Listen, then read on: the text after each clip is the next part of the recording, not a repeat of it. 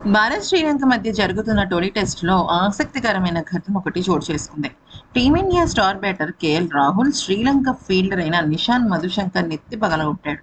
అయితే కేఎల్ రాహుల్ ఆడిన sweep short leg లో ఫీల్డింగ్ చేస్తున్న మధుశంకర్ నెత్తికి బలంగా తాకింది. దాంతో అతను తీవ్రమైన నొప్పితో అల్లాడిపోయాడు. ఫిజియో పరీక్షించి అతన్ని బయటకు తీసుకెళ్లిపోయారు. అయితే ఆ తర్వాత ఏం జరిగిందంటే ఈ మ్యాచ్‌లో కేఎల్ రాహుల్ చాలా బాగా ఆడాడు. అయితే ప్రభత్ జయసూర్య వేసిన 10వ ఓవర్‌లో ఒక ఘటన చోటు చేసుకుంది. ఈ ఓవర్ 5వ బంతిని కేఎల్ రాహుల్ స్వీప్ షాట్ ఆడాడు.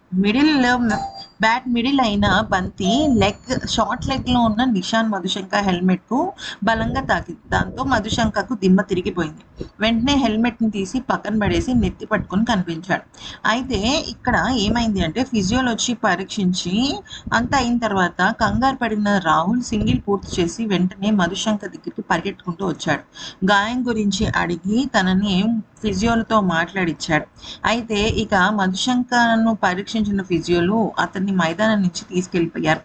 ఇక ఆ తర్వాత కేఎల్ రాహుల్ చాలా బాధపడుతూ ఐఎమ్ సారీ అంటూ తనకి చెప్పడం జరిగింది.